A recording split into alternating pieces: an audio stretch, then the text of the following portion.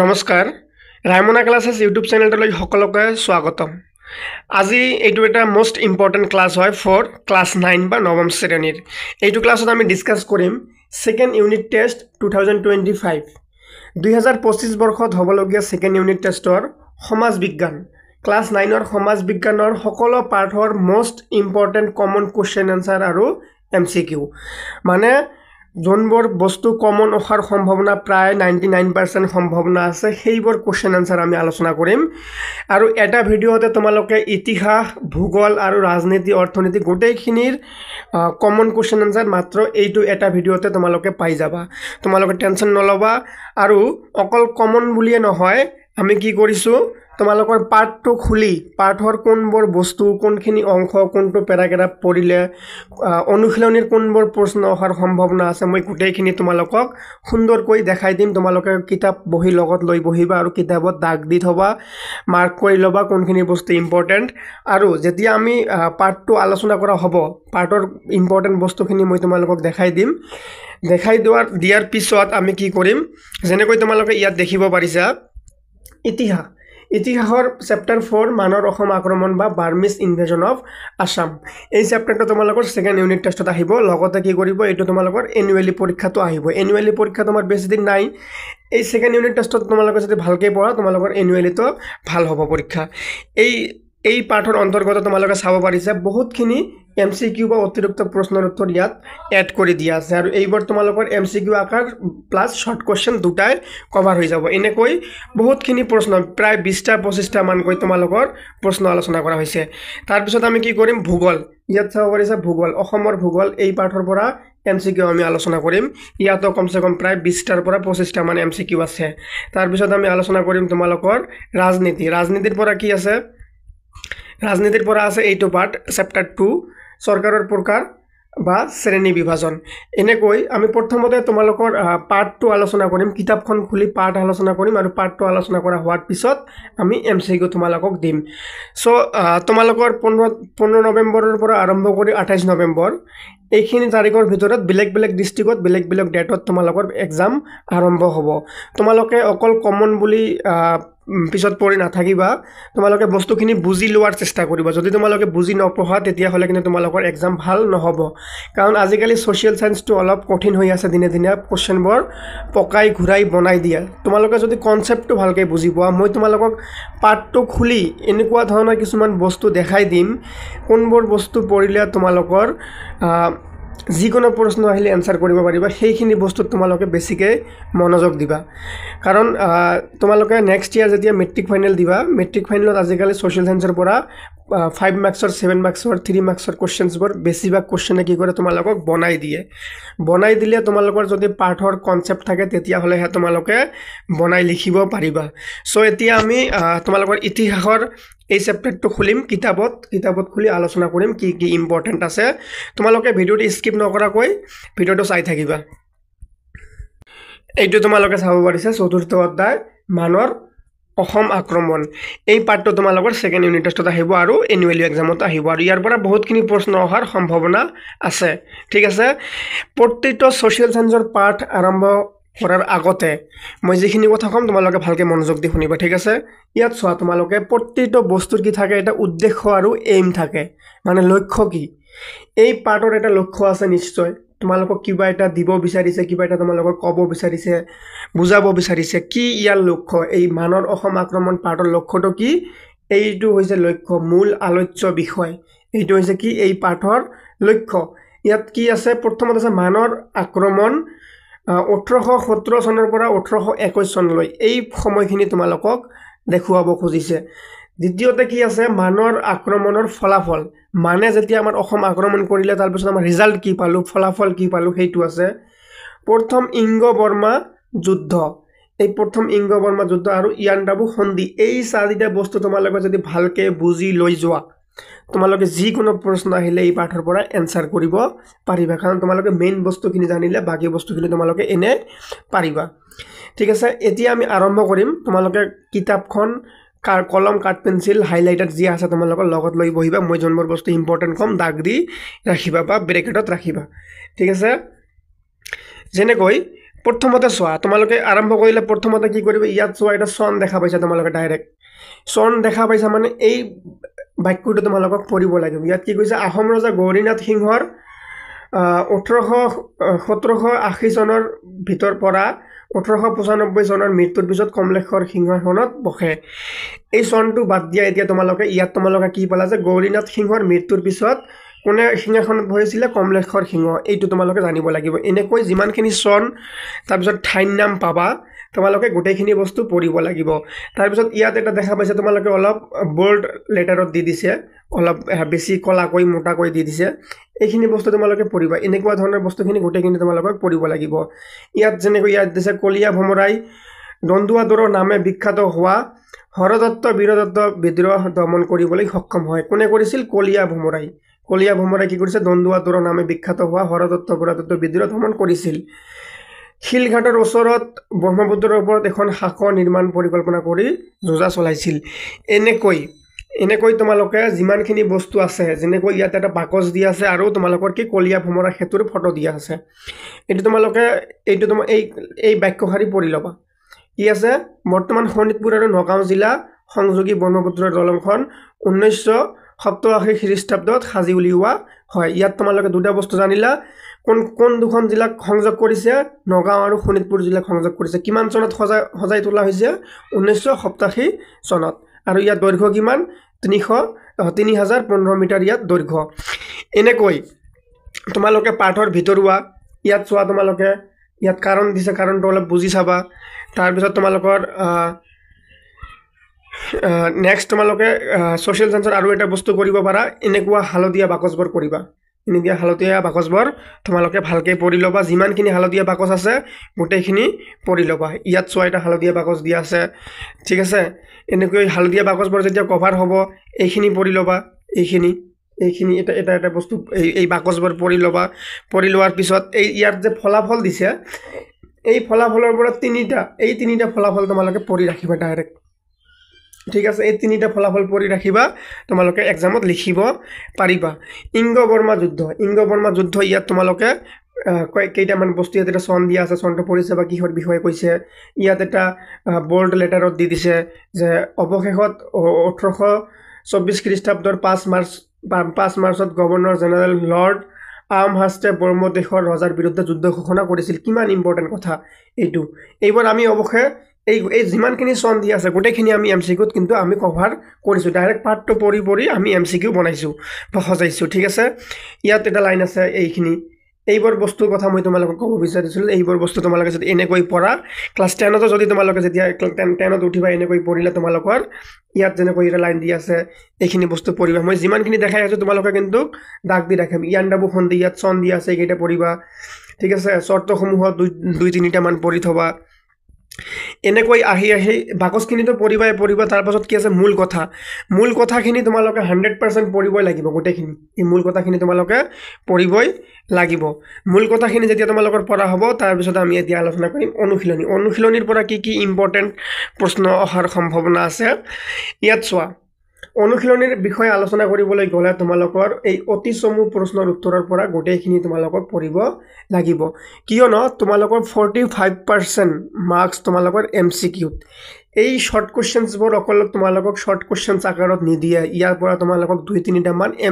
MCQ আকাৰত দি দিব গতিকে তোমালোকে যিমানখিনি শৰ্ট কোৱেশ্চনছ এমচিকিউ পৰা সলভ কৰিলে তোমালোকৰ ভাল হ'ব কাৰণ 45 মাৰ্কছ তোমালোকৰ এমচিকিউতে আহিব এনুৱেলি পৰীক্ষাত আৰু যেতিয়া তোমালোকে 10ত উঠিবা মেট্ৰিক পৰীক্ষাতো তোমালোকৰ 45 মাৰ্কছ এমচিকিউত থাকিব সো তোমালোকে ইয়াত কোনো কমন দিয়াৰ কোনো কথা নাই এইকেইটা তোমালোকক গোটেইকেইটা পঢ়িব লাগিব তাৰ ভিতৰতে মই তোমালোকক বিশেষ ইম্পৰ্টেণ্ট কেইটা কৈ আছোঁ এই 11 নম্বৰ মানৰ আক্ৰমণ কোন চনত হৈছিল এইটো কোন চনত বদন চন্দ্ৰক হত্যা কৰা হৈছিল তাৰপিছত তোমালোকৰ এইটো 1748 চনত মান ৰজা বদৌবয়াৰ আমলত মানসকলে কোন দেশ জয় কৰিছিল এইটো ঠিক আছে তাৰপিছত এইটো তোমালোকে পঢ়িবা কোন যুদ্ধত আহোমৰ পৰাজয়ৰ বাতৰি পাই পূৰ্ণানন্দ বৰগোহাঁইৰ মৃত্যু হৈছিল ঠিক আছে তাৰে ভিতৰত বেছিভাগ বস্তুৱে আমাৰ MCQত কভাৰ কৰা আছে শুদ্ধ উত্তৰটো বাছি উলিওৱা এইখিনি কৰি ল'বা এইখিনিত কোনো অসুবিধা নাই কিন্তু তোমালোকৰ আচল বস্তুটো হৈছে কি এই ৰচনাধৰ্মী বা দীঘল প্ৰশ্নৰ উত্তৰবোৰ গোটেইখিনি পঢ়াত অলপ অসুবিধা হয় ইয়াত তোমালোকে অলপ কমনৰ কথাটো ভাবিব লাগে ঠিক আছে তো মই এতিয়া তোমালোকক কৈ দিম মোস্ট ইম্পৰ্টেণ্ট ঠিক আছে মই ৰঙা কালাৰ দি আছোঁ তোমালোকক মোস্ট ইম্পৰ্টেণ্ট কোৱেশ্চন এইটো তোমালোকৰ আটাইতকৈ ইম্পৰ্টেণ্ট কোৱেশ্চন মানৰ অসম আক্ৰমণৰ কাৰণ এইটো তোমালোকে পঢ়িবা 7 নম্বৰ কোৱেশ্চন মানৰ অসম আক্ৰমণৰ পৰিণতি ফহিয়াই দেখুৱা পৰিণতি আৰু ফলাফল একেই বস্তু যদি পৰিণতিৰ ঠাইত ফলাফল দি দিয়া তথাপিও এনসাৰ একেই হ'ব পৰিণতি আৰু ফলাফল এনসাৰ কি হ'ব একেই হ'ব মনত ৰাখিবা এই দুটা হল নেক্সট কৰিবা তোমালোকে কি ইয়াণ্ডাবু সন্ধিৰ ফলাফল সমূহ উল্লেখ কৰা ইয়াণ্ডাবু সন্ধি 10 নম্বৰ প্ৰশ্ন প্ৰথম ইংগ-বৰ্মা যুদ্ধ কেতিয়া সংঘটিত হৈছিল এই যুদ্ধখন কত সংঘটিত এইটো আৰু ইয়াণ্ডাবু সন্ধিৰ গুৰুত্ব এইকেইটা বস্তু তোমালোকে ভালকে পঢ়িবা বেছি প্ৰশ্ন দিয়া নাই মই মাত্ৰ 5টা প্ৰশ্ন তোমালোকক কমন দিছো এইকেইটা তোমালোকে পঢ়াৰ কি কৰিবা চেষ্টা কৰিবা এতিয়া আছে তোমালোকৰ চমুটুকাৰ পৰা তোমালোকে কি পঢ়িবা চমুটুকাৰ পৰা তোমালোকক পঢ়িব লাগিব ইয়াণ্ডাবু সন্ধি ঘিলাধাৰীৰ যুদ্ধ ঠিক আছে তাৰ পিছত তোমালোকে পঢ়িব বদৌপায়া গম্ভীৰ সিং আৰু গোবিন্দ চন্দ্ৰ আৰু পুৰন্দৰ সিংহ এইকেইটা বস্তু তোমালোকক পঢ়িব লাগিব ঠিক আছে বুজিলা এতিয়া আমি এই পাঠৰ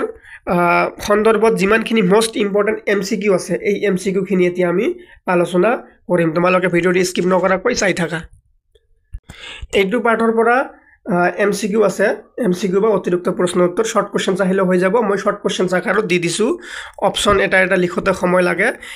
বহুত কেইটা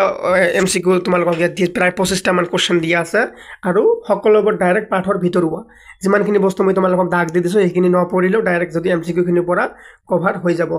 মান সকল কোন দেশৰ লোক ব্ৰহ্মদেশৰ লোক মই অলপ সোনকালে কৰি দিম ঠিক আছে আহোম ৰজা গৌৰীনাথ সিংহৰ পিছত সিংহাসনত কোন বহিছিল কমলেশ্বৰ সিংহ সোয়া কিমান ইম্পৰ্টেন্ট মই প্ৰথমত তোমালোকৰ পাঠটো আৰম্ভ কৰাৰ প্ৰথমত মই এটা শাৰী তোমালোকক দেখাই দিছিলো সোয়া হেতু কমলেশ্বৰ সিংহ গৌৰীনাথ সিংহৰ মৃত্যুৰ পিছত কোনে সিংহাসনত বহিছিল কমলেশ্বৰ সিংহই সিংহাসনত বহিছিল সো ষ্টুডেন্টস তোমালোকে যদি মোৰ ক্লাছটো বুজি পাই আছা ক্লাছটো যদি তোমালোকক ভাল লাগি আছে তোমালোকে নিজৰ ডিস্ট্ৰিক্ট আৰু নিজৰ নাম কমেন্টত লিখিবা তেতিয়া হলে মই গম পাম যে কোন ডিস্ট্ৰিক্টৰ পৰা মোৰ ভিডিও বেছি চাই আছে সেই ডিস্ট্ৰিক্টৰ ষ্টুডেন্টক টাৰ্গেট কৰি মই কি কৰিম তোমালোকৰ কোৱেশ্চনবোৰ সেট কৰাৰ ট্ৰাই কৰিম ঠিক আছে এটো হৈ গল নেক্সট আছে তোমালোকৰ সিংভৌ নেতা বিছানাঙে কোন গাভৰুক কোন মান ৰজালৈ উপহাৰ হিচাপে আগবঢ়াইছিল ৰংগলী নামেৰে এগৰাকী আহোম গাভৰুক উপহাৰ হিচাপে আগবঢ়াইছিল নেক্সট প্ৰশ্ন আছে তোমালোকৰ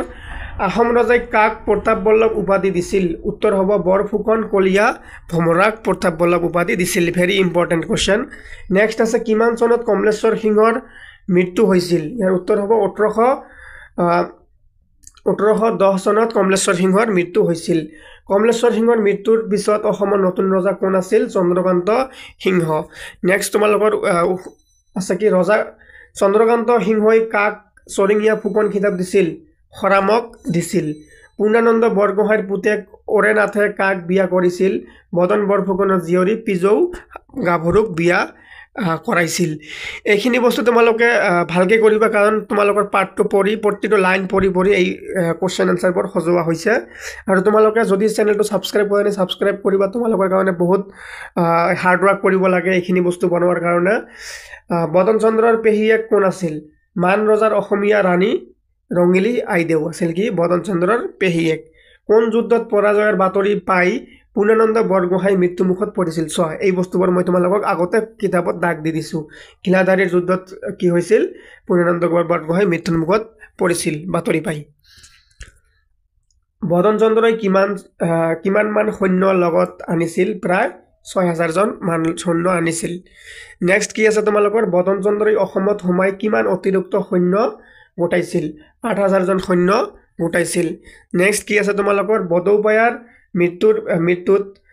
পিছত ব্ৰহ্মদেশৰ ৰজা কোন হয় ইয়াৰ উত্তৰ হ'ব বদৌপায়াৰ নাতিয়েক বাপিদাও হয় ভেৰি ইম্পৰ্টেন্ট 13 নম্বৰ প্ৰশ্নটো ভেৰি ইম্পৰ্টেন্ট প্ৰশ্ন যে বদৌপায়াৰ মৃত্যুৰ পিছত ব্ৰহ্মদেশৰ ৰজা কোন হয় তেওঁৰ নাতি বাপিদাও হৈছিল নেক্সট আছে কি মানে পতা ৰজা বুলি কাক কোৱা হয় ইয়াৰ উত্তৰ হ'ব যোগেশ্বৰ সিংহক মানে পতা ৰজা বুলি কোৱা হয় নেক্সট আছে তোমালোকৰ অসমৰ স্বাধীনতা পুনৰুদ্ধাৰৰ শেষ ৰণ কোনখন বুলি কোৱা হয় এটো হ'ব মহগড় ৰণক বুলি কোৱা হয় নেক্সট আছে কোন সোৱা সময়ক মানৰ দিন বুলি কোৱা হয় ভেৰি ইম্পৰ্টেন্ট 1821 চনৰ পৰা 1825 চনলৈকে এই সময়ছোৱাক কোৱা হয় 1821 চনত আহিছিল 1825 চনত কি কৰিছিল ইংৰাজে যুদ্ধ কৰি মানক অসমৰ পৰা খেদি পঠিয়াইছিল প্ৰথম ইংগ বৰ্মা যুদ্ধ কেতিয়া হৈছিল মোস্ট ইম্পৰ্টেন্ট লিখি ৰাখা 1824 চনত প্ৰথম ইংগ বৰ্মা যুদ্ধ হৈছিল এইবোৰ বস্তু তোমালোকে লিখি ৰাখিবা তাৰ পিছত তোমালোকৰ নেক্সট কি আছে কিমান চনত গভৰ্ণৰ জেনেৰেল লৰ্ড আমহাৰ্ষ্টে বৰ্মদেশৰ ৰজাৰ বিৰুদ্ধে যুদ্ধ ঘোষণা কৰিছিল 1824 চনৰ 5 মাৰ্চ তাৰিখে ভেৰি ইম্পৰ্টেন্ট লিখি ৰাখিবা এইবোৰ বস্তু কেতিয়া ইংগ বৰ্মী যুদ্ধৰ অন্ত পৰে এটো এই দুটা সমানে ইম্পৰ্টেন্ট কেতিয়া আৰম্ভ হয় আৰু কেতিয়া শেষ হয় 1826 চনত কি হয় ইংগ বৰ্মা যুদ্ধৰ অন্ত পৰে নেক্সট 20 নম্বৰ প্ৰশ্নটো একলগত আহি গৈছে ইয়াণ্ডাবু সন্ধি কেতিয়া স্বাক্ষৰিত হৈছিল ভেৰি ইম্পৰ্টেন্ট 5 স্টাৰ ৰেটিংৰ কোৱেশ্চন হয় এইবোৰ ইয়াণ্ডাবু সন্ধি কেতিয়া স্বাক্ষৰিত হৈছিল 1826 চনৰ 24 ফেব্ৰুৱাৰীত কি হৈছিল ইয়াণ্ডাবু সন্ধি স্বাক্ষৰিত হৈছিল যোগেশ্বৰ সিংহৰ মৃত্যু কেতিয়া হৈছিল এটো হ'ব 1826 চনৰ যোগীঘোপাত মৃত্যু হৈছিল মানে কেতিয়া অসম ত্যাগ কৰে ভেৰি ইম্পৰ্টেন্ট অসমত ইংৰাজৰ হাতত পৰাজিত হৈ মানে 1825 চনত অসম ত্যাগ কৰে এইবোৰ কিন্তু ডাইৰেক্ট তোমালোকে পৰীক্ষাত পোৱাৰ সম্ভাৱনা আছে মানক খেদিবলৈ কিমান চনত ইংৰাজসকলে অসমত প্ৰৱেশ কৰে 1824 চনত কি কৰিছিল মানক খেদিবলৈ ইংৰাজসকলে অসমত প্ৰৱেশ কৰিছিল কিমান চনত 1824 চনত কাক মানে পতা ৰজা বুলি কোৱা হয় যোগেশ্বৰ সিংহক মানে পতা ৰজা বুলি কোৱা হয় এতিয়া আমি আলোচনা কৰিম তোমালোকৰ ৰাজনৈতিক বিজ্ঞানত থকা এটা পাৰ্ট এই পাৰ্টটো আমি আগত আলোচনা কৰিম তাৰ পিছত আমি কি কৰিম আকৌ তোমালোকৰ ভূগোল পঢ়িম ৰাজনীতি বিজ্ঞানৰ দ্বিতীয় অধ্যায় সৰকাৰৰ প্ৰকাৰ বা শ্ৰেণী বিভাজন এই পাৰ্টটো তোমালোকৰ সেকেন্ড ইউনিট টেষ্টত আহিব লগতে এনুৱেলি পৰীক্ষাটো আহিব সো আজি তোমালোকে ভালকে পঢ়িলে তোমালোকৰ এনুৱেলি পৰীক্ষাৰ কাৰণে তোমালোকে সাজু হৈ যাবা আৰু এই পাৰ্টটো মই তোমালোকক এনেকৈ পঢ়াম আৰু তোমালোকে পাঠৰ ভিতৰৰ বস্তুখিনি ডাইৰেক্ট এমসিকিউ পঢ়িলে তোমালোকৰ কভাৰ হৈ যাব এই পাঠৰ মূল লক্ষ্য বা আলোচ্য বিষয় কি তোমালোকে প্ৰথমতে জানিব লাগিব পৃথিৱীত কি ধৰণৰ চৰকাৰ আছে এইটো জানিব লাগিব সংসদীয় পদ্ধতিৰ চৰকাৰ ইয়াৰ 10 গুণ জানিব লাগিব ৰাষ্ট্ৰপতীয় চৰকাৰৰ 10 গুণ জানিব লাগিব এককেন্দ্ৰীয় চৰকাৰৰ 10 গুণ জানিব লাগিব আৰু যুক্তৰাষ্ট্ৰীয় চৰকাৰৰ 10 গুণ জানিব লাগিব আৰু এই বস্তুখিনি তোমালোকৰ পাঠতে ডাইৰেক্ট সুন্দৰকৈ দিয়া আছে ঠিক আছে পাঠটো আৰম্ভ কৰাৰ আগতে তোমালোকে ইয়াত চোৱা ইয়াত এটা ইম্পৰ্টেন্ট লাইন আছে প্ৰাচীন গ্ৰীক দাৰ্শনিক প্লেটোৱে চৰকাৰৰ শ্ৰেণী বিভাজনৰ সূচনা কৰিছিল যদি তোমালোকক প্ৰশ্ন দিয়া যে প্ৰথমতে কোনে চৰকাৰৰ বিভাজনৰ সূচনা কৰিছিল ইয়াৰ হ'ব কি প্লেটোৱে কৰিছিল প্লেটোৰ পিছত এৰিষ্টটলে চৰকাৰক কেইবাটা শ্ৰেণীত বিভাজন কৰিছিল এনেকৈ যিমানখিনি বস্তু আছে তোমালোকে পঢ়ি লবা ইয়াত বহুতখিনি সন দিয়া আছে সনখিনি তোমালোকে জানি লবা ঠিক আছে তাৰ পিছত তোমালোকৰ এই সংসদীয় পদ্ধতিৰ চৰকাৰ কাক বলে ইয়াত লিখা আছে তোমালোকে পঢ়ি লবা আৰু ইয়াৰ বৈশিষ্ট্য মই তোমালোকক মেইন বস্তুখিনি কোৱাৰ উদ্দেশ্য হল সংসদীয় চৰকাৰৰ বৈশিষ্ট্য কেইটা পঢ়িবা তোমালোকে দুটা পঢ়ি ৰাখিবা দুটা বৈশিষ্ট্য পঢ়িবা দুটা কি পঢ়িবা দুটা গুণ পঢ়িবা ইয়াত চোৱা সংসদীয় পদ্ধতি চৰকাৰৰ দুটা গুণ তোমালোকে কি কৰিবা দুটা গুণ পঢ়ি লবা 1 নম্বৰ আৰু 2 নম্বৰ দুটা কৈ গুণ পঢ়ি লবা তাৰ পিছত আছে কি তোমালোকৰ দোষ সংসদীয় চৰকাৰৰ দোষ দুটা পঢ়ি লবা এই সকলো বস্তু দুটা কৈ তোমালোকে যদি পঢ়ি ৰাখা এইখিনিৰ ভিতৰতে আহিব ইয়াৰ বাহিৰত নিদিয়ে প্ৰশ্ন ৰাষ্ট্ৰপতীয় চৰকাৰ কাক বলে ইয়াত দিয়া আছে এইখিনি তোমালোকে নপঢ়িলে হ'ব কিন্তু তোমালোকে বৈশিষ্ট্য দুটা পঢ়িব লাগিব ৰাষ্ট্ৰপতীয় চৰকাৰৰ দুটা বৈশিষ্ট্য পঢ়িব লাগিব তাৰ পিছত দুটা গুণ মই তোমালোকক বাৰে কৈ আছো দুটা গুণ আৰু দুটা দোষ তোমালোকে পঢ়িব লাগিব দুটা গুণ আৰু দুটা দোষ তোমালোকে পঢ়িব লাগিব এইটো ৰাষ্ট্ৰপতীয় চৰকাৰৰ কি আছে ৰাষ্ট্ৰপতি চৰকাৰ দোষ দুটা তোমালোকে পঢ়ি লবা ডাইৰেক্ট কিতাপত সুন্দৰকৈ দিয়া আছে আৰু এইবোৰ লিখিলে তোমালোকে ভাল মাৰ্ক পাবা এককেন্দ্ৰীয় চৰকাৰৰ বৈশিষ্ট্য দিয়া আছে ইয়াত আৰু এককেন্দ্ৰীয় চৰকাৰ কোনটো হয় বৰ্তমান ব্ৰিটেন ফ্ৰান্স জাপান ইটালী নেদাৰল্যান্ড আদি দেশত কি এই চৰকাৰ আছে এক কেন্দ্ৰীয় চৰকাৰ এই দেশ কেইটা তোমালোকে মনত ৰাখিবা ব্ৰিটেন ফ্ৰান্স জাপান ইটালী নেদাৰল্যান্ড কি হয় এক কেন্দ্ৰীয় চৰকাৰীয় দেশ হয় এতিয়া এক কেন্দ্ৰীয় চৰকাৰৰ বৈশিষ্ট্য তোমালোকে দুটা পঢ়িবা একেই কাহিনী বৈশিষ্ট্য দুটা তাৰপিছত তোমালোকে ইয়াৰ পৰা গুণ দুটা পঢ়ি ল'বা তাৰপিছত তোমালোকে কি কৰিবা দোষ দুটা পঢ়ি ৰাখিবা এতিয়া আহিল যুক্তৰাষ্ট্ৰীয় চৰকাৰ এইটো হল ইম্পৰ্টেণ্ট হয় বেছি যুক্তৰাষ্ট্ৰীয় আৰু ৰাষ্ট্ৰপতি এই যুক্তৰাষ্ট্ৰীয় আৰু ৰাষ্ট্ৰপতীয় চৰকাৰ এই দুটা বেছি ইম্পৰ্টেণ্ট তোমালোকে মনত ৰাখিবা এই দুটা বেছি ইম্পৰ্টেণ্ট আমেৰিকাক যুক্তৰাষ্ট্ৰৰ গৃহভূমি বোলা হয় মানে আমেৰিকাক কি হয় এই যুক্তৰাষ্ট্ৰীয় চৰকাৰ হল কি আমেৰিকাত যুক্তৰাষ্ট্ৰীয় চৰকাৰ আছে আৰু ইয়াক কি হয় গৃহভূমি মানে এই যুক্তৰাষ্ট্ৰীয় চৰকাৰৰ গৃহভূমি বা ঘৰ বুলি কোৱা হয় কাক আমেৰিকাক কোৱা হয় ঠিক আছে এই কথাটো মনত ৰাখিবা আমেৰিকা হল কি যুক্তৰাষ্ট্ৰীয় চৰকাৰ এতিয়া যুক্তৰাষ্ট্ৰীয় চৰকাৰৰ বৈশিষ্ট্য যুক্তৰাষ্ট্ৰীয় চৰকাৰৰ দুটা বৈশিষ্ট্য তোমালোকে পঢ়ি থবা নেক্সট তোমালোকে কি কৰিবা গুণসমূহ দুটা গুণ আৰু দুটা দোষ পঢ়িব লাগিব তোমালোকে দোষ আৰু গুণ দুটা পঢ়িব লাগিব তোমালোকে লিখি ৰাখিবা ৰাষ্ট্ৰপতীয় চৰকাৰ আৰু যুক্তৰাষ্ট্ৰীয় চৰকাৰ এই দুটা আগত পঢ়িবা তাৰ পিছত তোমালোকে এককেন্দ্ৰীয় চৰকাৰ পঢ়িবা ঠিক আছে কিন্তু এই দুটা আটাইতকৈ ইম্পৰ্টেণ্ট হয় মূল কথাখিনি এবাৰ ভালকৈ পঢ়ি যাবা তাৰপিছত আমি এতিয়া আলোচনা কৰিম তোমালোকৰ প্ৰশ্নৰ উত্তৰ আটাইতকৈ ইম্পৰ্টেণ্ট প্ৰশ্ন কোনবোৰ হয় মানে এতিয়া তোমালোকক মই কমন দিম তাৰপিছত আমি কি কৰিম MCQ আলোচনা কৰিম তো তোমালোকে এইখিনি বস্তু চোৱা এইখিনি অতি চমু প্ৰশ্নৰ উত্তৰ এইখিনি তোমালোকে গোটেই পঢ়িব লাগিব তথাপিও মই তোমালোকক কৈ দিছোঁ কোনটো আটাইতকৈ বেছি ইম্পৰ্টেণ্ট এক নম্বৰটো ইম্পৰ্টেণ্ট চৰকাৰৰ শ্ৰেণী বিভাজন কৰা প্ৰথমগৰাকী ৰাজনৈতিক দাৰ্শনিক কোন চোৱা প্ৰথম লাইনটো মই যে তোমালোকক দেখাই দিছিলোঁ সেইটোৱে প্লেটো হ'ব এইটো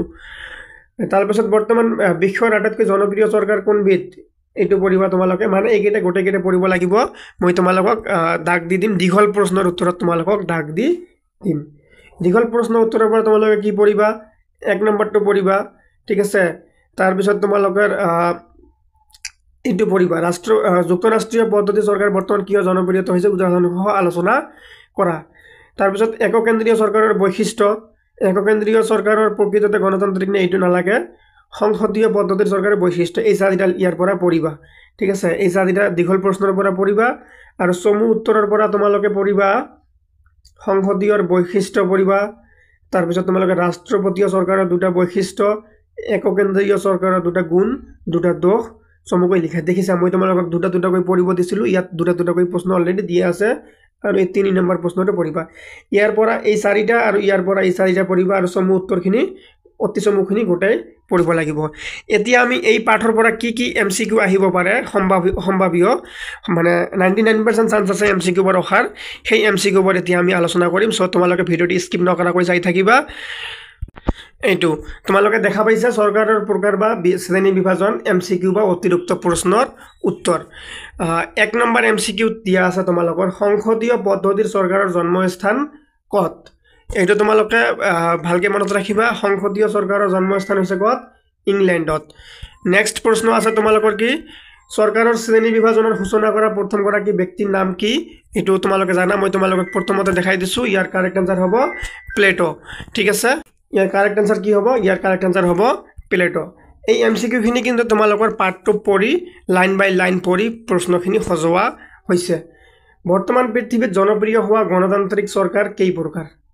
ইয়াৰ শুদ্ধ উত্তৰ কি হ'ব ইয়াৰ শুদ্ধ উত্তৰ হ'ব 4 প্ৰকাৰৰ বৰ্তমান গণতান্ত্ৰিক চৰকাৰ কেই প্ৰকাৰৰ 4 প্ৰকাৰৰ বৰ্তমান সময়ত ৰাষ্ট্ৰপতীয় চৰকাৰৰ অন্যতম উদাহৰণ হৈছে ৰাষ্ট্ৰপতীয় চৰকাৰ ক'ত আছে মই তোমালোকক কৈ দিছোঁ ক'ত আছে ৰাষ্ট্ৰপতীয় চৰকাৰ হ'ব আমেৰিকা যুক্তৰাষ্ট্ৰীয় চৰকাৰ হৈছে কি ৰাষ্ট্ৰপতীয় চৰকাৰ কোনখন চৰকাৰত ৰাষ্ট্ৰপতিয়ে বিধানমণ্ডল ভংগ কৰা নিয়ম নাই ইয়াৰ শুদ্ধ উত্তৰ হ'ব ৰাষ্ট্ৰপতীয় চৰকাৰত নিয়ম নাই নেক্সট হ'ব চৰকাৰৰ শ্ৰেণী বিভাজন মানে কিহৰ বিভাজন চৰকাৰৰ শ্ৰেণী বিভাজন মানে ইয়াৰ শুদ্ধ উত্তৰ হ'ব ৰাষ্ট্ৰৰ শ্ৰেণী বিভাজন 7 নম্বৰত দিয়া আছে একক কেন্দ্ৰীয় আৰু যুক্তৰাষ্ট্ৰ কেইটা ভাগত বিভাগ কৰিছে ইয়াৰ শুদ্ধ উত্তৰ হ'ব দুটা ভাগত বিভাগ কৰিছে নেক্সট প্ৰশ্ন আছে তোমালোকৰ জনকল্যাণ এটো এনেকুৱা হ'ব জনকল্যাণৰ হকে হোৱা এজনৰ শাসনক কি বুলি নামকৰণ কৰিছিল এটো ৰাজতন্ত্ৰ হ'ব মানে যেতিয়া এজনে শাসন কৰিব দেশৰ কল্যাণৰ কাৰণে হেতু কি হ'ব ৰাজতন্ত্ৰ হ'ব মানে ৰজাহে অকলে শাসন কৰে সেই কাৰণে ৰাজতন্ত্ৰ হয় ইয়াৰ শুদ্ধ উত্তৰ নেক্সট প্ৰশ্ন আছে তোমালোকৰ কোনখন চৰকাৰক ৱেষ্ট মিনিষ্টাৰ মডেল চৰকাৰ বুলি কোৱা হয় ভেৰি ইম্পৰ্টেণ্ট ইয়াৰ শুদ্ধ উত্তৰ হ'ব সংসদীয় চৰকাৰক কি বুলি কোৱা হয় ৱেষ্ট মডেল কি কোৱা হয় ৱেষ্ট মিনিষ্টাৰ মডেল চৰকাৰ বুলি কোৱা হয় কাক কোৱা হয় সংসদীয় চৰকাৰক কোৱা হয় এডলফ হিটলাৰ কোন আছিল ইয়াৰ শুদ্ধ উত্তৰ হ'ব এই সময়ত কি আছিল এই সময়ত আছিল এক নায়কত্ববাদী শাসক আছিল কোন হিটলাৰ 11 নম্বৰত আছে সংসদীয় পদ্ধতিৰ চৰকাৰৰ প্ৰধান বৈশিষ্ট্য কেইটা ইয়াৰ শুদ্ধ উত্তৰ হ'ব সংসদীয় চৰকাৰৰ প্ৰথম বৈশিষ্ট্য হ'ল 5টা তোমালোকক যে মই কিতাপত দুটাকৈ পঢ়িব দিছিলো তাত দেখিবা যিমান কেইটাকে দিয়া আছে সেই কইটাই হৈছে ইয়াৰ উত্তৰ সংসদীয় পদ্ধতিৰ চৰকাৰৰ গুণ কেইটা 5টা নেক্সট আছে তোমালোকৰ সংসদীয় পদ্ধতিৰ চৰকাৰৰ দোষ কেইটা 5টা নেক্সট দিয়া আছে এককেন্দ্ৰীয় চৰকাৰৰ বৈশিষ্ট্য কেইটা এককেন্দ্ৰীয় চৰকাৰৰ বৈশিষ্ট্য হ'ল 5টা নেক্সট দিয়া আছে তোমালোকৰ এককেন্দ্ৰীয় চৰকাৰৰ গুণ কেইটা 6টা নেক্সট দিয়া আছে যুক্তৰাষ্ট্ৰীয় চৰকাৰৰ বৈশিষ্ট্য কেইটা এইটো হ'ব কি 6টা নেক্সট প্ৰশ্ন যুক্তৰাষ্ট্ৰীয় চৰকাৰৰ গুণ কেইটা এইটো হ'ব 5টা আৰু যুক্তৰাষ্ট্ৰীয় চৰকাৰৰ দোষ কেইটা এইটো হ'ব 6টা ইয়াত দেখা পাইছা তোমালোকে 6টা হ'ব নেক্সট আছে তোমালোকৰ এককেন্দ্ৰীয় চৰকাৰ এখনৰ নাম এইখন হ'ল জাপান ভেৰি ইম্পৰ্টেণ্ট জাপানত কি এককেন্দ্ৰীয় চৰকাৰ তাৰপিছত দিয়া আছে গণতান্ত্ৰিক চৰকাৰ কেই প্ৰকাৰ গণতান্ত্ৰিক চৰকাৰ 4 প্ৰকাৰৰ মনত ৰাখিবা ভেৰি ইম্পৰ্টেণ্ট এইখিনিতে তোমালোকৰ এই ৰাজনীতি বিজ্ঞানৰ থকা পাৰ্টটো আমাৰ আলোচনা কৰা হৈ গ'ল এতিয়া আমি আলোচনা কৰিম তোমালোকৰ ভূগোলৰ পৰা মাত্ৰ এইটো পাৰ্টে আহিব অসমৰ ভূগোল চতুৰ্থ অধ্যায়ত আছে অসমৰ ভূগোল এই পাৰ্টৰ অনুশীলনীৰ ইম্পৰ্টেণ্ট বস্তুখিনি মই তোমালোকক কৈ দিম তাৰ পিছত এইটো পাঠৰ পৰা বহুত বেছি এমসিকিউ অহাৰ সম্ভাৱনা আছে সেই কাৰণে এইটো পাঠৰ বাবে আমি প্ৰায় 25 পৰা 30টা মান এমসিকিউ আৰু বহুত মানে মোস্ট 99% অহাৰ চান্স আছে সেইবোৰ এমসিকিউ আমি শেষত আলোচনা কৰিম আগত আমি এই পাঠৰ ইম্পৰ্টেণ্ট কোৱেশ্চন আনসাৰখিনি চাম তাৰ পিছত ইয়াত কি আছে এই পাঠৰ মূল আলোচ্য বিষয় কি এই পাঠৰ বিষয় তোমালোকে কি বস্তু জানিলে যিকোনো বস্তু তোমালোকে আনসাৰ কৰিব পাৰিবা 1 নম্বৰ দি আছে উত্তৰ পূব ভাৰতৰ প্ৰেক্ষাপটত অসমৰ অৱস্থান মানে উত্তৰ পূব মানে নৰ্থ ইষ্ট আমাৰ নৰ্থ ইষ্টত যে 7খন ৰাজ্য আছে এই 7খন ৰাজ্যৰ ভিতৰত আমাৰ অসমৰ অৱস্থান কি এই 7খন ৰাজ্যৰ ভিতৰত আমাৰ অসমৰ স্থান জনসংখ্যাৰ স্থানত কিমান স্থান মাটিকাল হিচাপত কিমান স্থান এইখিনি বস্তু জানিব লাগিব দ্বিতীয়তে আছে অসমৰ ভূ প্ৰকৃতি আৰু ইয়াৰ ভাগসমূহ ভূ প্ৰকৃতি কেই প্ৰকাৰৰ ইয়াৰ ভাগ কি এইখিনি জানিব লাগিব 3 নম্বৰত দি আছে অসমৰ জলবায়ুৰ বৈশিষ্ট্য এইটো ভেৰি ইম্পৰ্টেণ্ট অসমৰ জলবায়ু আমাৰ জলবায়ুৰ বৈশিষ্ট্য কি জানিব লাগিব তাৰ পিছত দি আছে অসমৰ মাটিৰ বৈশিষ্ট্য আৰু প্ৰকাৰ মানে আমাৰ অসমৰ মাটি কেই প্ৰকাৰ আৰু ইয়াৰ বৈশিষ্ট্যবোৰ কি নেক্সট জানিব লাগিব অসমৰ অৰণ্য কেই প্ৰকাৰ আৰু ইয়াৰ বিতৰণ এই কেইটা বস্তু আমি এই পাঠত কভাৰ কৰিম তাৰ পিছত মই তোমালোকক প্ৰশ্ন দেখাই দিম এই পাঠৰ বিষয়ে মই তোমালোকক ডাইৰেক্ট মূল কথাত দেখাই দিম বস্তুখিনি মূল কথাৰ তোমালোকে এই লাইনটো তোমালোকে এই বাক্যটো তোমালোকে ভালকে পঢ়িবা যে ভৌগোলিক অৱস্থান হিচাপে অসম পৃথিৱীৰ ইমান উত্তৰ আকাংশ আৰু ইমান উত্তৰ আকাংশলৈ আৰু ইমান পূব দ্ৰাঘিমাংশৰ পৰা ইমান পূব দ্ৰাঘিমাংশলৈ বিয়পি আছে এই 1 নম্বৰ শাৰীটো তোমালোকে ভালকে পঢ়িবা মই জন্মৰ বস্তু দাগ দি দিম এইটো তোমালোকে পঢ়িব লাগিব নেক্সট পঢ়িব লাগিব তোমালোকক এইটো যে অসমৰ ভূ প্ৰকৃতি প্ৰধান 4টা ভাগত ভগাব পাৰি আমি প্ৰথমতে পঢ়ি আহিছিলো অলপ আগত ইয়াত চোৱা ইয়াত দিয়া আছে যে ভূ প্ৰকৃতি কেই প্ৰকাৰ আৰু ইয়াৰ ভাগসমূহ ইয়াত চোৱা ইয়াত ডাইৰেক্ট দিয়া আছে অসমৰ ভূ প্ৰকৃতি প্ৰধান 4টা ভাগত ভগাব পাৰি ব্ৰহ্মপুত্ৰ উপত্যকা বৰাক উপত্যকা কাৰ্বি মালভূমি আৰু বৰাইল আৰু দক্ষিণ পাৰ্বত ৰাখি এইটো পঢ়িবা তাৰ পিছত তোমালোকে নেক্সট কি পঢ়িব লাগিব নেক্সট তোমালোকে পঢ়িব লাগিব এইটো বৰাক নদীখনে কাছাৰ জিলাৰ মাজেৰে হাইলাকান্দি আৰু কৰিমগঞ্জ জিলাৰ উত্তৰ সীমাইদি প্ৰায় 225 কিলোমিটাৰ দূৰত্ব বৈ গৈ বৰাক উপত্যকা সৃষ্টি হৈছে আৰু এইটো পঢ়িবা এইকেইটা হৈ গ'ল নেক্সট তোমালোকে এইটো পঢ়িবা অসম ভৌগোলিকভাৱে উপক্ৰান্তীয় মৌচুমী জলবায়ুৰ অন্তৰ্গত। এই কথাষাৰি তোমালোকে মনত ৰাখিবা। আৰু এই পিঠিত তোমালোকৰ কেইটামান ইম্পৰ্টেণ্ট বস্তু আছে তোমালোকে জানি থোৱা। এইটো অসমৰ অৰণ্যক 5টা ভাগত ভগাব পাৰি। আমি প্ৰথমতে চাইছিলোঁ অসমৰ মাটি 4 প্ৰকাৰত ভগাব পাৰি: পলসুৱা মৃত্তিকা, গিৰিপথ মৃত্তিকা, পাহাৰীয়া মৃত্তিকা আৰু কংকাৰ মৃত্তিকা। আৰু অসমৰ অৰণ্য 5টা ভাগত ভগাব পাৰি। এই 5টা তোমালোকে পঢ়িবা। তাৰপিছত তোমালোকে এইটো পঢ়িবা, গড় হিচাপে অসমৰ বায়ুমণ্ডলৰ উষ্ণতা। তাৰপিছত আৰু ইয়াৰ তোমালোকে আৰু এটা বস্তু পঢ়িব লাগিব, মানে এইকেইটা বস্তু তোমালোকে পঢ়ি লোৱা। এতিয়া মই তোমালোকক প্ৰশ্ন দেখাই দিম, প্ৰশ্নৰ পৰা কি কি আহিব পাৰে, মষ্ট ইম্পৰ্টেণ্ট প্ৰশ্নৰ কি কি তোমালোকৰ আহিব পাৰে। ইয়াৰ পৰা মই তোমালোকক গ্ৰীণ কালাৰ কৰি দিছোঁ, দাগ দি ৰাখিবা লগে লগে। এই 1 নম্বৰ প্ৰশ্নটো তোমালোকে পঢ়িবা, অসমৰ ভূ প্ৰাকৃতিক ভাগ কেইটা কি কি। ঠিক আছে। তাৰপিছত তোমালোকে ইয়াৰ পৰা পঢ়িবা, নেক্সট তোমালোকে পঢ়িবা অসমৰ জলবায়ু কোন শ্ৰেণীৰ অন্তৰ্গত, ইয়াৰ বৈশিষ্ট্য মষ্ট ইম্পৰ্টেণ্ট। বৰাইল আৰু দক্ষিণ পাৰ্বত্য ৰাশিৰ বৈশিষ্ট্য, কাৰ্বি মালভূমিৰ বৈশিষ্ট্য, বৰাক উপত্যকাৰ, এইখিনি তোমালোকক নালাগে। তোমালোকে কি কৰিবা, মষ্ট ইম্পৰ্টেণ্ট এই 2টা বস্তু আগত পঢ়ি ল'বা, দাগ দি ৰাখা। নেক্সট মই তোমালোকক এইফালে দেখাই দিম, এইফালে দেখাই দিয়াৰ চেষ্টা কৰিম মই তোমালোকক কি কি ইয়াত আছে।